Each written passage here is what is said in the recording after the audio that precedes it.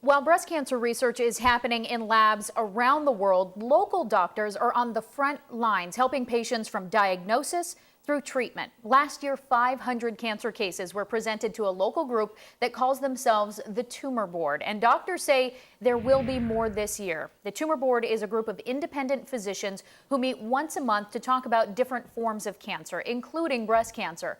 Radiologists, surgeons, oncologists, and other doctors offer advice for patient care. Most patients are unaware their case has been discussed at board meetings, but the benefits are that more minds are better than one. The benefit to the patient is an open discussion about what the care is for that patient, what would be best, what other opportunities are out there that we have to offer them. Unfortunately, Lane County has seen an increase in breast cancer cases, so the Tumor Board is now meeting twice a month to discuss unique breast cancer cases. Those on the Tumor Board will give more than 600 hours of their time to help patients this year alone. As you're seeing tonight, cancer can strike anyone at any time, and it's hard to be prepared for that. Even in the case of a nurse who has spent years taking care of others, suddenly she herself was a patient with a tough decision to make. Claire Vonderhaar did not expect her yearly mammogram to go wrong, but 3 years ago, it did. There was a mass in my right breast. It was unexpected, but she had breast cancer. The Peace Health nurse underwent surgery to remove the tumor. Then came a tough question. Should she have chemotherapy or not? When you go through chemotherapy, obviously the givens are you're going to lose your hair, you're not going to feel very well, but also that the chemotherapy in a way is a poison that you're introducing into your body. Tests showed the cancer had not spread to her lymph nodes. Definitely good news, but news that made the option of chemotherapy a tough decision to make. There was no certainty about whether any cancer cells had gotten out of that tumor and tried to go to my bones, my liver, or my lung. Claire needed to clear her head, so she packed up the car. And I took the Bible with me, and I took a journal, and I took our dog. She headed up the Mackenzie River in search of serenity and clarity. Sitting beside the water, Claire let her thoughts spill into her journal and made a list of the pros and the cons of chemo. Once I did that and read it, I saw that all the pros had to do with being strong and assertive, and all the cons were fear-based. Suddenly, sitting beside the river's edge, her next move was clear. I decided to go ahead and have the chemotherapy because I wanted to throw everything that was medically available at this cancer to fight it. Claire had the chemo and she did lose her hair. It's now been 3 years and she remains cancer-free. And it wasn't Claire's own story, but a co-worker's experience with breast cancer that encouraged Claire to join the upcoming race for the cure. Peace Health actually has several teams registered to take part because several of its employees share similar stories. Patty Everett is a nurse in the intensive care unit at Sacred Heart Riverbend in Springfield. Trouble for her showed up in a routine mammogram almost 10 years ago. She had 2 boys in high school at the time and couldn't imagine not being there for them. Patty says many people expected her nursing background would help her better handle her diagnosis. She says that was not the case. I see bad news a lot, but I have to say, it was very hard to have it, be yourself and realize that you have cancer and, you don't know what's going to happen. And I am a person who always likes to know what's going to happen. Patty's cancer was so extensive, she had no other choice but to have a mastectomy. And it all happened very fast. She got her diagnosis on a Friday and had surgery on the following Monday. Patty took part in her first Race for the Cure in Portland about a year after her cancer diagnosis, alongside her husband, her sons, even the family dog. Employees from the ICU where Patty works will have 2 teams taking part in this year's Eugene race. 1 in 8 women will get breast cancer sometime in their lives. No woman wants to hear she has it, but every woman wants to know she has someone to lean on for support if she needs it. These ladies were kind enough to let our cameras inside their cancer support group meeting at the Willamette Valley Cancer Institute in Eugene. 10 years ago, during a routine mammogram, Barbara Miller learned she had cancer. She was attending her support group back in 2006 when she came up with the idea to have other breast cancer survivors, including herself, write down their personal stories.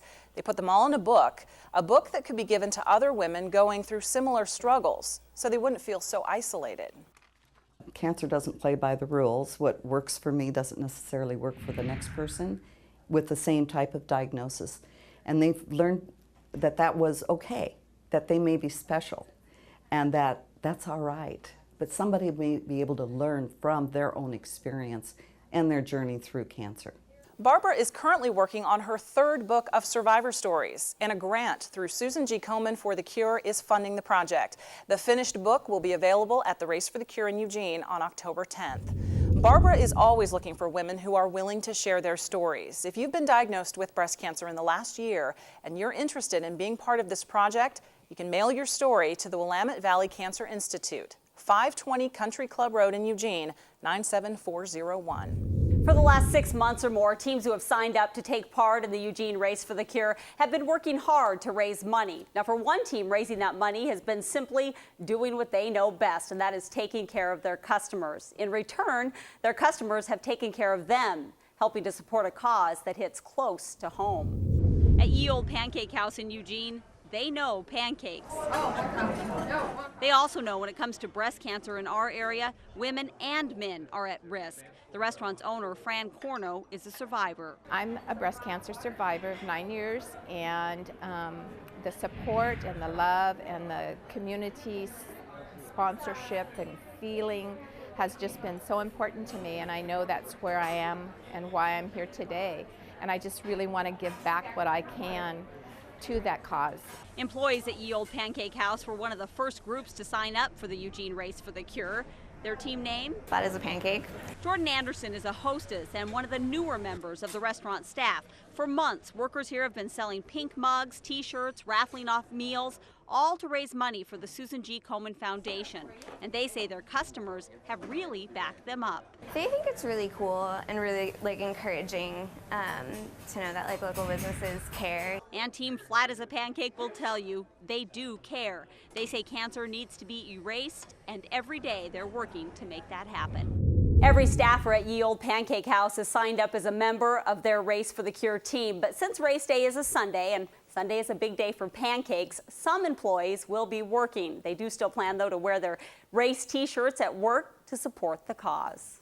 From pancakes to the morning commute, local teams are holding all kinds of public fundraisers to benefit the Race for the Cure. And each one is serving as an opportunity to educate women about breast cancer and the importance of regular screenings. One regular monthly event spread the message across bridges all over Eugene. Oregon Imaging hosted breakfast at the bike bridges. Commuters passing by got a free breakfast of bagels and pink frosted donuts.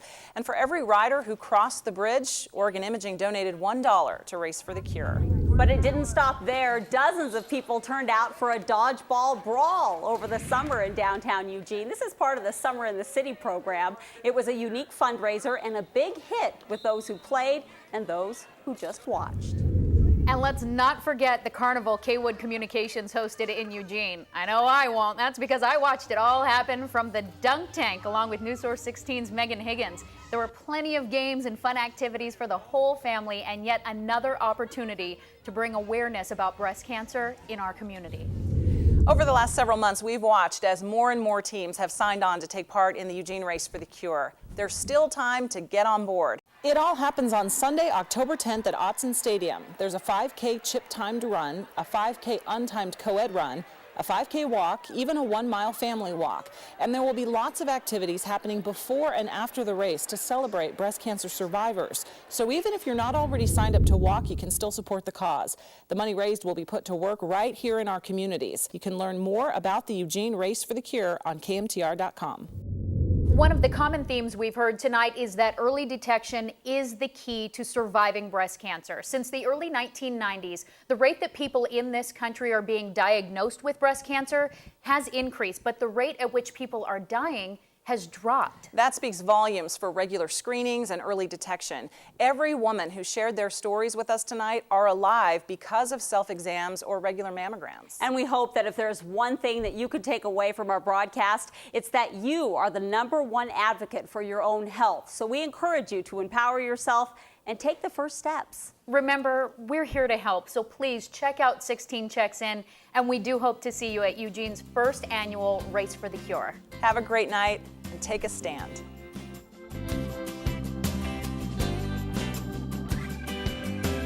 We can stand together, brave, tall, and proud.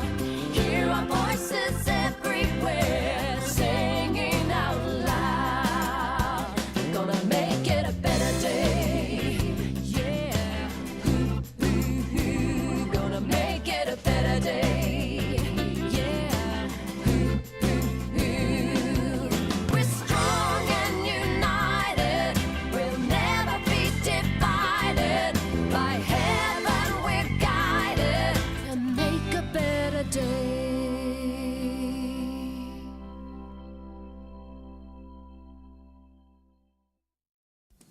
Faces of Breast Cancer was brought to you commercial-free by Oregon Imaging Centers and Willamette Valley Cancer Institute and Research Center.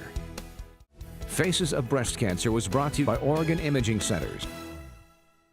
The things that I think women need to hear are, number one, know your own body so that you know if it's changing. Please get screened for mammography. I would hope that people choose to come in and get screened annually, because those are the things that we do to prevent breast cancer. Go to KMTR.com and sign up for your monthly email reminder. Plus, you'll find more in-depth information on breast health. 16 Checks In is sponsored by Oregon Imaging Breast and MRI Center.